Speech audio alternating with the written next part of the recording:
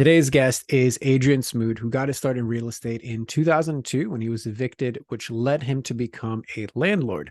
After 11 years of being a hobby landlord, he discovered his passion for real estate investing by attending a real estate investing meeting. He tapped into the untapped gold mine of mobile homes and has been following that path ever since. In addition to all of this, he also hosts a mastermind and is the author of the best-selling book, How to Buy Mobile Homes. So, Adrian, thank you very much for being on. How are you doing today? I'm doing fantastic. Looking forward to the unique episode. Awesome. Yeah, I'm excited about it. I know for, people that might be watching this on YouTube afterwards. I mean, definitely check out your background. I was like, I see a lot of Zoom backgrounds, but like I like the way yours is set up. It's also very on brand where which is awesome. So definitely a fan of that. And also I'd love to dive a little bit deeper into like it's a pretty unique thing that you do as far as like you don't usually think of mobile homes when you think of like real estate investing, you know what I mean? So I'd love for you to just dive into how you got to doing what you're doing, sort of beyond the bio, and tell us more about that. Yeah, well, that's actually one of the reasons I'm in the niche of mobile home investing because most people aren't there. I like to work a little bit less, and if there's less competition, that means I have to work less. But how did I even get here? Because I did not grow up thinking, "Oh, I want to be a mobile home investor." That is actually exact opposite. I grew up that they're hurricane missiles and not safe places to live because I grew up in Florida. Now, what you already alluded to in my bio that I was evicted, and that's how I got into real estate. That's because my friends and I were really bad tenants. We had parties like spaghetti wrestling parties, mud wrestling parties, pudding wrestling parties, even parked a motorcycle in the living room. So basically, you don't rent to 19, 20-year-old Adrian. So fast forward a little bit. Uh, well, actually, let's just fast forward a good amount. And I was at a meeting that you mentioned, real estate meeting, and I heard about mobile home investing. And it wasn't from a speaker, just from the good old guys and girls that have been in the business as long as I've been alive. And I was like, well, these are smart people. I should listen to them. So then I bought my first mobile home and I saw the cash flow that came with it. And I said, I don't want houses anymore. I want cash flow because cash flow is how I eat. That's how I travel. That's how I live life. And I switched my entire business to single unit mobile homes with the land. That's an individual unit, one unit. It's the home and land together. And I break it down pretty heavy like that because some people think of mobile home park and some people think of just the unit and you pay lot rent. No, I get to own the land and the home and I rent them out really long term. Even the super old ones, like the one behind me that came with most of its siding. And that's what pays for my lifestyle. And then I got into the education world, but it's a unique area, like you said, which allows me to work less or less effort to find my deals. You know what? I love it on so many levels. From like you just own the story of like full on like frat house like living and like this is what happened. But it was like fun. But like even now, I wouldn't rent to like the past me. So I'm like, okay, I think that's a totally cool way to like go come full circle. And the fact that you also own like something which especially in the work that I do with clients where so many of them are overwhelmed and overstressed because of like how much they end up working, it's very hard for them to even like take a break, right? And the fact that you're going in there owning it, like, you know what, the thing that I actually want is cash flow. I want that to like there's enough profit in there to fund the lifestyle that I want to live, and like I am cool with that, and like I want the easiest, fastest, like smoothest path towards that. I'm such a big fan of that because so often a lot of the inner work we do is to allow people to just accept that that's actually what they want. That's why they're building the business they're building. And then go into all of the things of like, okay, how do you delegate and systematize and like become a leader that can actually make that happen? So the fact that you're kind of leading with that, I just wanted to acknowledge and just say that that's pretty cool. So anything else you want to comment or add to that, floor is yours. I appreciate that, and it is not because I was just born this way either. It's because I had good surroundings of people, coaches, mastermind groups that helped me realize that is a better lifestyle of everything you just said. And I'm still on that journey. I don't know that I'll ever not be on that journey, uh, but it's a better lifestyle. Once you taste it, you just can't explain it. Being able to truly control your time sounds awesome, but when you do it It's pretty wild. It's in my gratitude journal pretty much every day for years and years. Love it. Love it. Okay. So yeah, in that case, I think it's actually a perfect segue because it's like, okay, all this good stuff's happening. There's a lot of reasons for it. So what are like the biggest like challenges and stuff that you are having right now, either both personally in like leading the next stage of the business or the business itself? Break that down for me and then we can get into specifics. Yeah, my bigger focus of the business right now is actually the education side, the lifestyle RI, teaching about mobile homes, but teaching it from the standpoint that the business serves us, not we are a slave to the business, of what we just talked about. And that is the newer side of it because the buying and renting is still just moving along. It's system pretty decent. I have help with that. But I have we'll say, a limiting mindset of my value of my worth. I did get over the fact that yes, people will pay me for my knowledge. So I got past that step, but it's still like actually charging what the courses are worth is still a challenge to me. I've done courses and I get off, I'm like, wow, those people got a fantastic deal on the price and the value what they got, and then I'm still like, well, I don't know how to change the price to make it higher. So I know that's probably one of my biggest struggles, and I know that if I don't believe in the price, then how can I actually? No one's gonna buy it if I don't believe it. So I can put the price at whatever, but I do understand if I don't actually believe that price, no one will buy it because they'll feel the I'm not genuine about it. It's Got probably it. one of my biggest challenges right now. Okay, perfect. Well, I'm happy to hear that you're very self-aware with it because yeah, changing pricing and charging more like it comes up often even in, quote unquote successful entrepreneurs, etc. So when it comes to so like you're aware of the problem, so I'm assuming you've done stuff to like overcome it. So I'm just curious, like what things have you done for it? How have you approached it? Like what have you tried to do to overcome that? I'm a very big fan of incantations. So I do those in the morning and I have a few different write-ups of them. I would say one of my newer ones that got pointed out a few months ago in a group was it goes on what others people think and say about me is none of my business because that is linked there. I've learned because I know one of the reasons that I have a trouble with charging a lot or a higher price is because there's some gurus out there that have a slimy sales that makes me feel dirty, and I don't want to be like them. And that's, I think, where the biggest challenge is. So I'm working on, not focusing on the people that may think I'm a bad person and focus on the people that it's helping. Got it. Okay. So I guess part of the fear of I guess it's like when I'm hearing you speak about this, there's like two prong, right? So there's one is like, okay, I'm charging what I'm worth. So even after the fact, when you do deliver, you're like, man, like there was clearly a gap between what I charge and the value that I provided, right? Okay, yeah. So there's like you're aware of the gap, okay, that you do provide the value, and I'm assuming you get the feedback for it as well. Like, wow, that was so Oh like yeah. great. Yeah, you do. Okay, perfect. So there's one aspect like reality is kind of telling you that this is worth what you think it may be worth, or other people are telling you that it's worth that much. Okay. And then there's the disbelief internally for that. Like I, despite what reality is telling me, can't buy into the fact that it is worth that much. And if I do buy into it, then I feel like I will be representative of these people that I don't want to be like these salesy selling type individuals. So before I go on, like, is that accurate for you? Much heavier on the second piece of being associated with those people. I think I've moved through a good amount of the beginning of it of I do know there's value heavier than what I am charging. I should be charging more. Actually, the other day I did click and raise the price on some things. It was a little scary. I didn't tell anyone. I just did it. So maybe I'm not still as proud that I did that.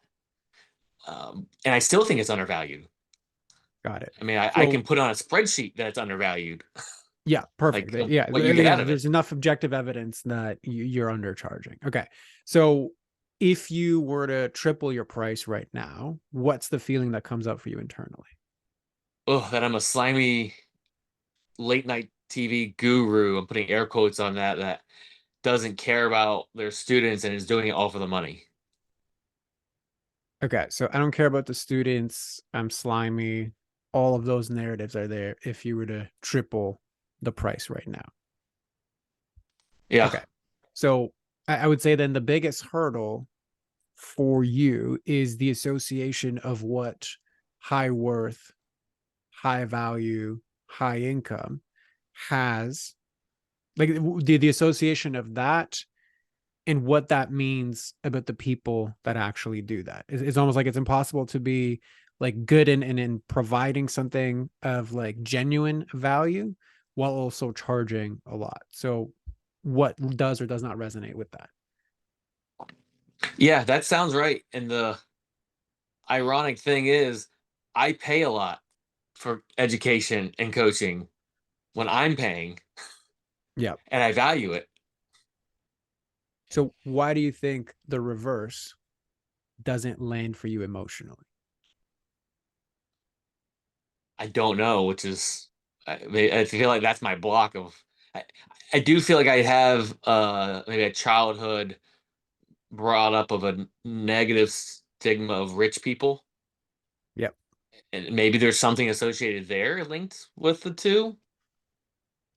110%. So here's how I'll connect it with for you as well. So, and for people listening, so you went through a series of self assessments before you got onto this call. And for everybody else listening, you can do this on your own through the Peacefully Ambitious CEO workshop. It's the same assessments. It just obviously you won't have me on air to walk you through them, but for you, everything in those assessments came up in kind of the yellow range, right? Which means like it wasn't to the extreme sense where like, okay, this is really like causing a lot of like stress and turmoil inside of your business and internally. But it wasn't like, okay, you're in the clear with a lot of these patterns, right? So when stuff is in the yellow, and for you, the dominant pattern that you tend to solve a lot of your problems was the outthink one. So what this basically means for people listening is in general what powers people through any challenges. For the clients that I work with, and I broke it down, it usually comes into three forms of what I call the outs. They either like outwork their doubt and they get the stuff done. They get really good at out learning, so like investing in a lot of stuff that they do and then applying that, or they get really good at outthinking their way through things. And what I mean by that is they get good at using their head to navigate the emotions so that they can actually get the stuff done that they need to. So like you mentioned incantation, so like affirmations, journaling, etc. Those are popular ones for people that tend to dominate when they outthink. And this is where I think you're really hitting the block because you're very aware of all of the iterations of your pattern. Like I know it's got something to do with childhood, and I've heard like these stories. I have objective evidence that it's not true. So like using my head, I know this is not it, but like I just can't buy into it. So the problem when people try to outthink their way through things is they don't realize that at some point you can't outthink your emotions. Mhm. And for you, the reason you don't buy it is because this is like an emotional reaction to, if I do this and I charge more, I'm going to be essentially like this shameful, embarrassing thing that I've associated with people that make a lot, charge a lot, etc. So before I go on, like what lands for you with all of that? Everything you just said, you are dead on. Okay, You are good at perfect. writing the assessments and reading them. Yes. Okay, awesome.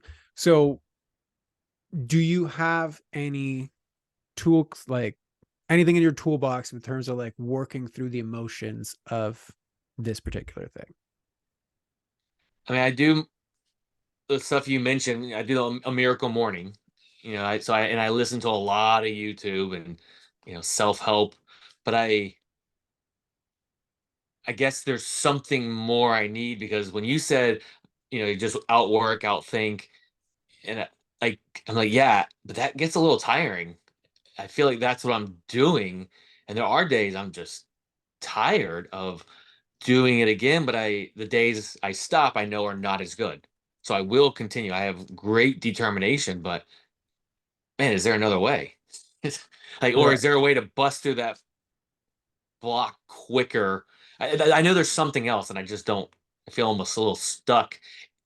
And the fact that I'm making progress is probably almost not good for someone like me because then I just keep doing it because it's small progress. And if I stopped, I would find a different route and make big progress, is what I'm assuming. Correct. Yeah. So you're exactly on the right track. So what I call like each time these like limiting patterns pop up, what I call these are I call them leadership limits, right? So they are the psychological and emotional blocks that generally don't allow you to do the things you need to do to get the results that you want. And they generally manifest not as like a block of I can't get past this, but they're generally like if you think of your business productivity, profit, and your inner peace as like this bucket we keep pouring into. So you're saying I do incantations, I invest a lot in my education, I work a lot. You're like, man, like it just seems like that is either the slow way through or it's like I'm doing a lot, but not much is moving. So the way that I always break that down is like that is like a bucket you keep pouring into with all of the stuff that you're doing, investing and putting resources into. And you're doing that to raise the level of your profit, your productivity, and your peace. All of these leadership limits. So in this instance, it is um, like it's a fear of selling, it's a fear of charging more, it's a fear of what that means, it's stories that no longer serve you.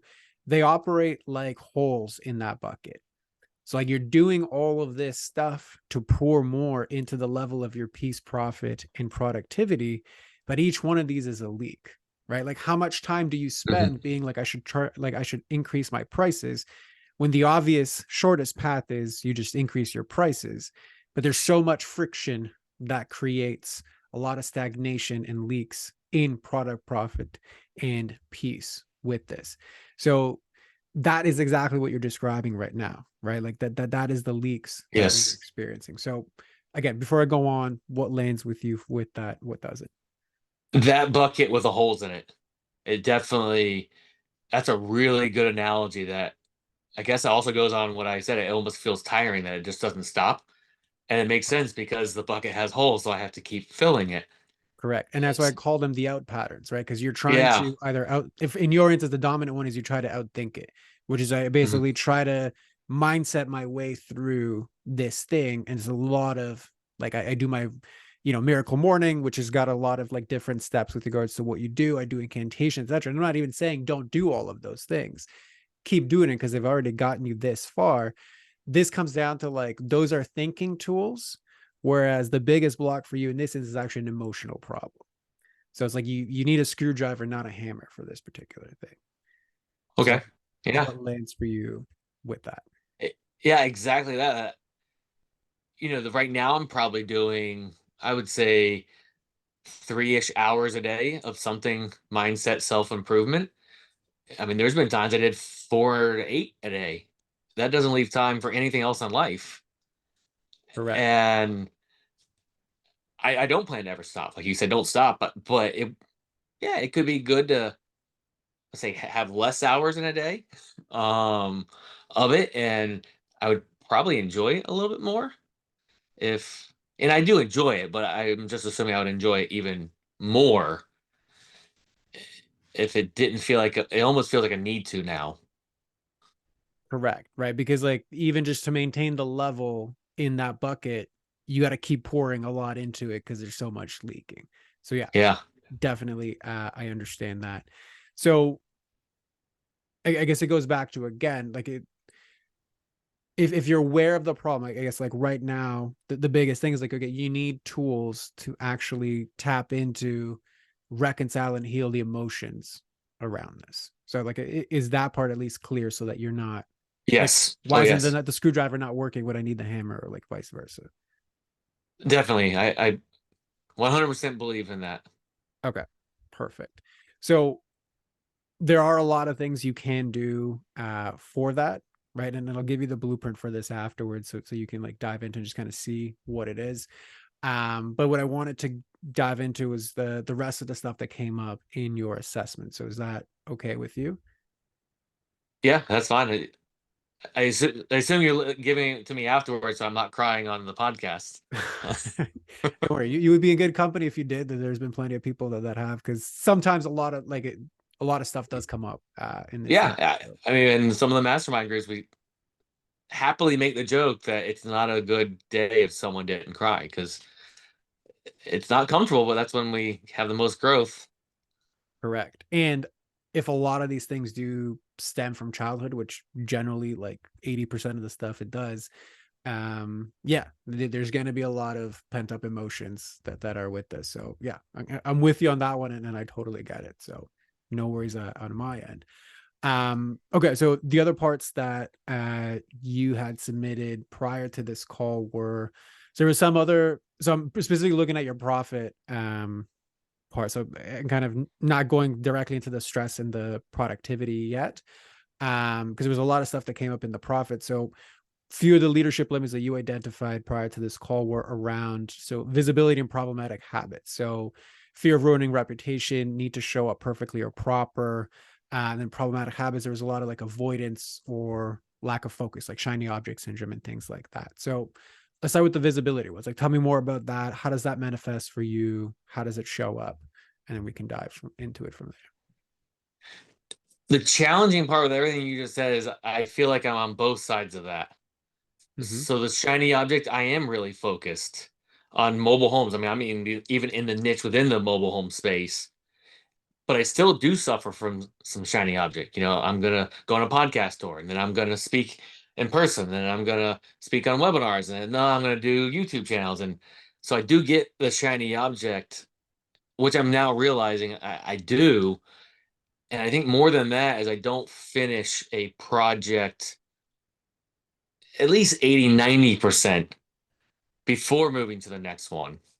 So I just get the fun part of it done instead of just completing it and spending more time.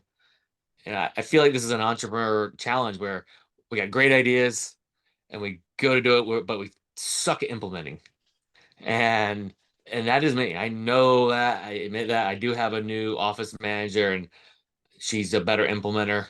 So I'm hoping that that will really be the right person in the seat to implement all my ideas and to say, no, no, Adrian, slow down. The the vision of me, like what do I look like, that is definitely a challenge. And I do have pieces of me that I'm like, I want to make it okay in, I use the word cool, to not be perfect. Mm-hmm. But at times I feel like I'm trying to be perfect to make it okay not to be perfect. So I'm contradicting, and then that feels like a compromise of my integrity of what I'm saying. I know I'm stuck there some. I used to hide how terrible of a speller and grammar I am. I was in remedial classes all through school. And actually, while writing my book, I found out I'm dyslexic. When someone would correct me on spelling on social media, I would immediately delete it and just feel terrible all day.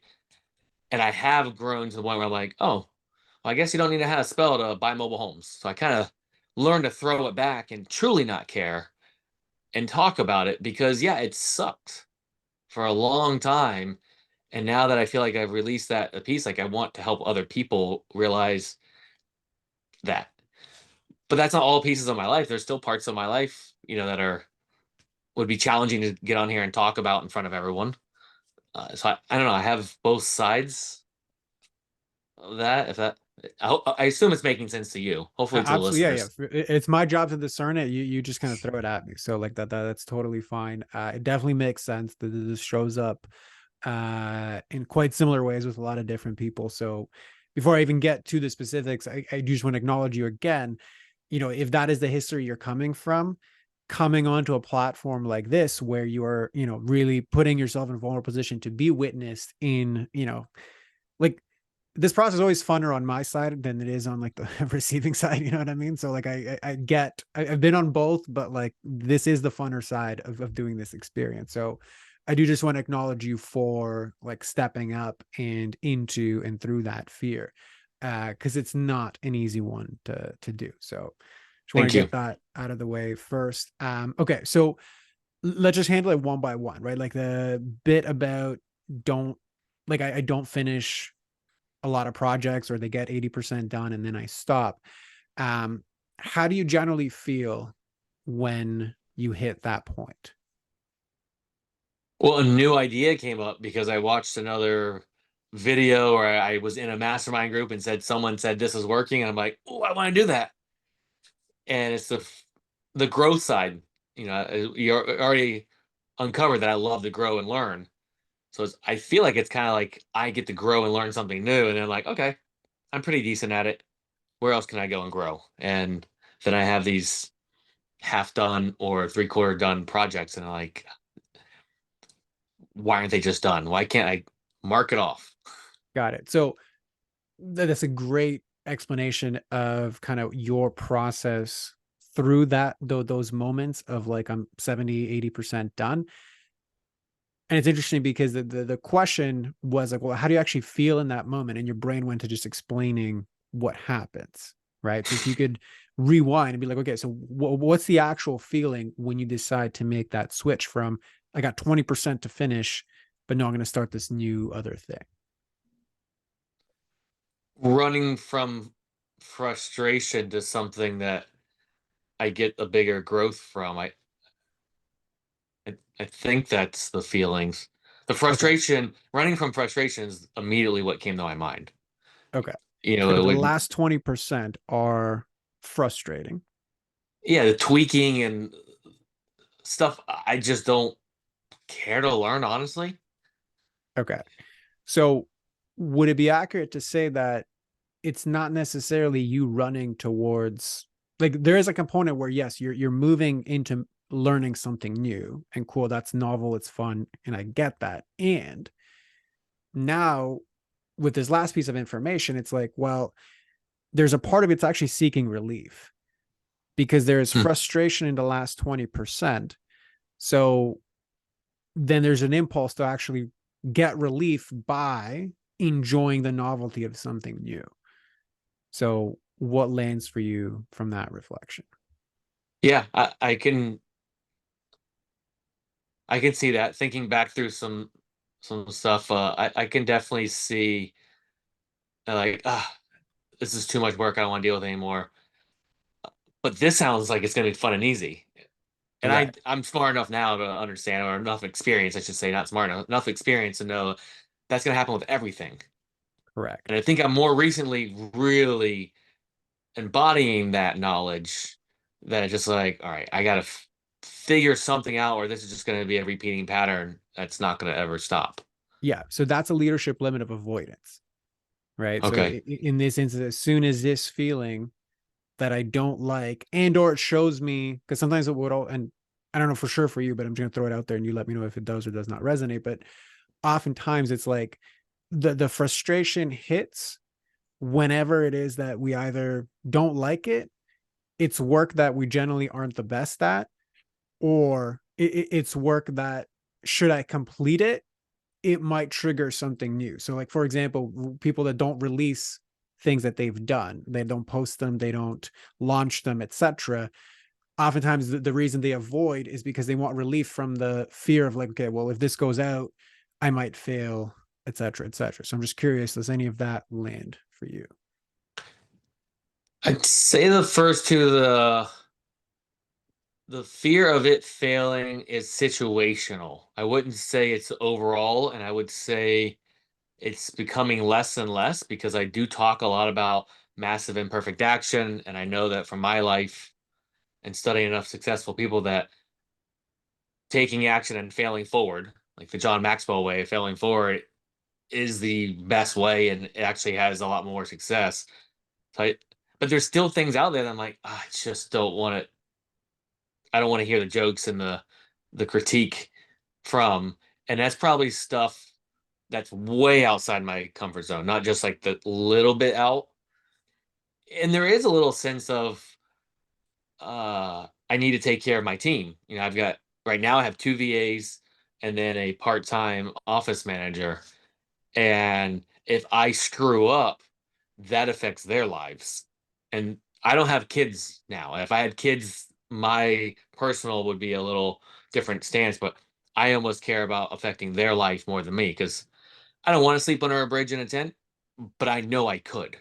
Now, if I had kids, I wouldn't want to put them in that situation. So I know I can get through whatever. I can just stop drinking expensive coffee and craft beer, and I'd save a lot of money there from a screw up. But the thought of it affecting negatively my team, because I do have a lot of, they're not just a check that I write to someone to, like I care about. We do mindset work. I actually care a lot and take a lot of pride in that, and I don't want to risk affecting their life. I mean, it affects their life if I can't pay them. 110%. So thank you for sharing that, because now it illuminates more of what's behind the avoidance pattern, right? So there's one aspect, which is, just whatever you want to call it, maybe like a tolerance around frustration and like completing work that I don't necessarily like. So that's part of that, not completing the last 20%. And then there's also another aspect where completed work that's novel in some way carries a risk, and now that risk carries into my responsibility for my team, right? So like kind of Mhm. subconsciously will self-sabotage by never completing it, so then I can never actually screw my team up, right? Like we just kind of repeat the things that have been proven to be safe. So again, is that accurate with regards to what your experience is like? Yeah, and I think that's probably one reason I haven't taken some of the bigger leaps with the education side, because the mobile homes could pay for my life. I could essentially trim my team down massively and just be like, I'm good. Life would be fine, but I want more. I want to help. So I think that I don't want to screw up my already success and build this big monster, have to spend a lot of money every month. That's one of the, probably, that back to that money thing I didn't think of earlier, is I do have a fear of having to spend so much every month and then the money not come in, and now I'm in the negative in this business, and to me that's a failure, even though I know that businesses don't make money the first few years, and I didn't. Now it is a profitable year, and I think that I linking that sum to success, when that's not what I want the success of the business to be. I just went on a different tangent, a That's different okay. direction Yeah, on you. good noticing. But yeah, no, that's totally fine. It happens. And it reveals another layer to the avoidance, right? Because there's an element of protection in it now as well, right? Like I'm protecting myself from these other bigger financial risks, which again, they're all risks. So it's kind of like entrepreneurship by on its own is going to have a level of uncertainty. So this is just revealing, okay, in terms of like bigger numbers, whether it is I'm charging for them or I'm now investing in it in terms of like ongoing expenses to grow, there's a part of me that just kind of turtles, like it just doesn't want to go there. So the avoidance is basically relief from that. It allows you to not have to deal with those things head on. And it manifests as, well, I just don't complete a lot of things, and then I just move on to something new and exciting, and you get that dopamine hit, and then that kind of continues. So again, that resonates with regards to what your experience is like. Yep. And every once in a while, I'll get so frustrated, I feel like I do break through a little bit, or I have learned slightly to flip it, that using taking care of my team as the motivator, like I need to do this very uncomfortable last 20%. Yeah, If not, I can't help them. right. Which goes But back to it is the hard. thinking. It takes everything to not just go to the next thing. Correct. And that's probably, from your analogy earlier, probably because the bucket is empty and I'm just being a bull and running through it, even though it's empty. Correct. Like you're just pouring more into it without really addressing the Yeah. holes. And if you look at this Yeah. one, like the avoidance for you, like it's not like you literally just shared the mindset shift around it. It's I focus on my team, I focus on what the bigger vision is. Like I understand all of those things. Like hence I outthink my way through problems, right?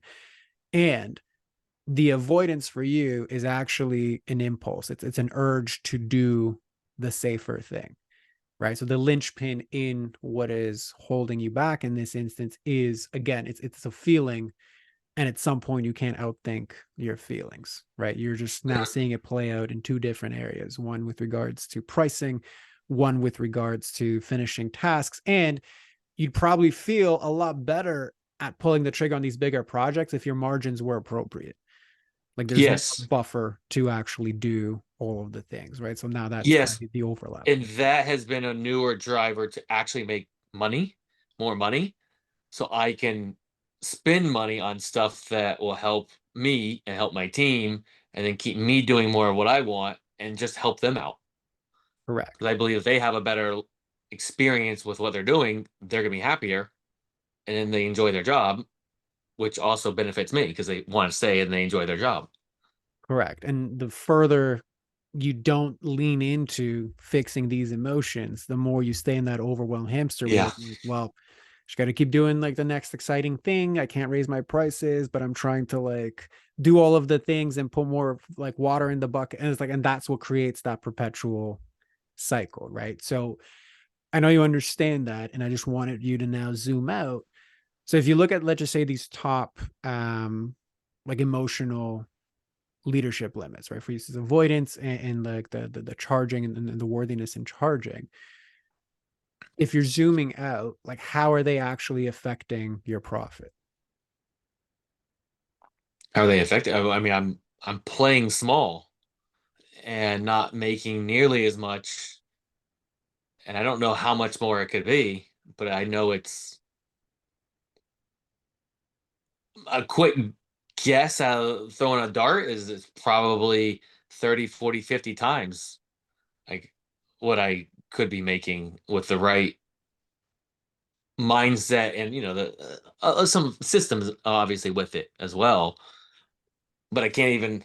I'm just kind of getting those done, and I know there's been something holding me back. I felt it, and you're starting to pinpoint and give me some analogies of what's happening.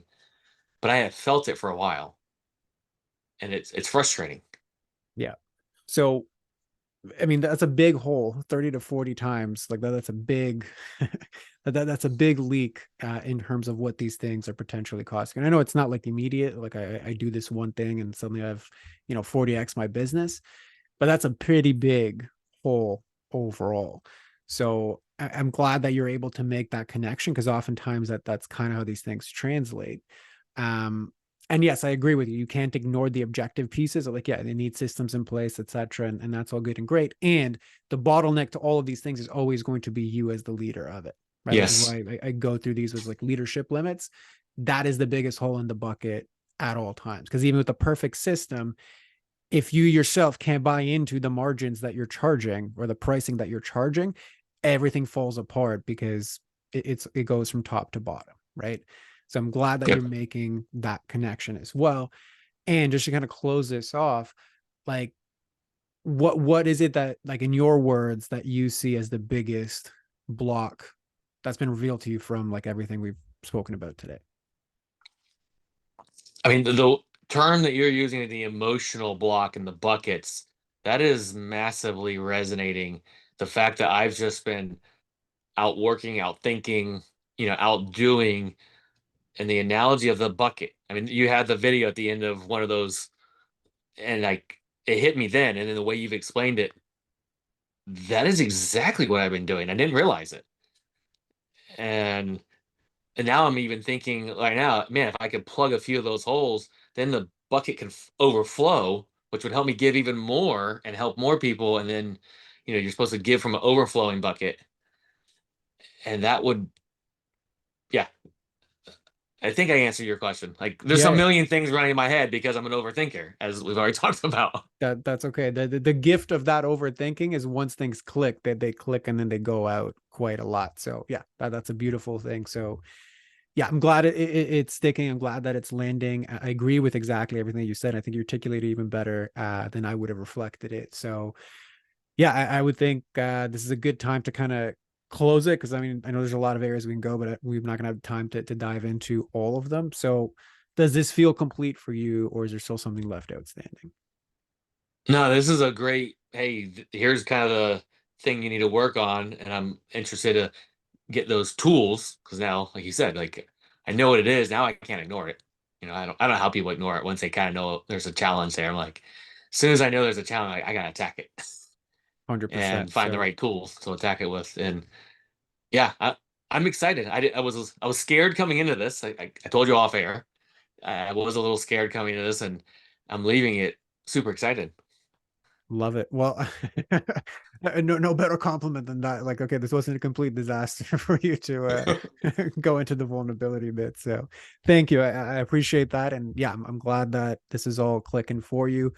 So yeah, so you can just close us off and let everybody know, where they can find you, who's the best person to find you. Floor is yours for that. Yeah, my education site is lifestyle-rei, and you can go in there. It has the links to my social media. You can shoot me a message, email there if you something I can help you with. I have education on there, a blog on there. Uh, it does focus on real estate, but I have mindset because, as we've talked about, I love that, and I assume within 6 months, a year, I would have a little bit that I learned from today and going forward because I just keep kind of teaching what I am going through. And if I can help someone out, I'd love to help them. Beautiful. Love it. Well, Adrian, thank you very much for being on and allowing yourself to be witnessed in this way. And then for everybody else listening, we'll see you on the next one.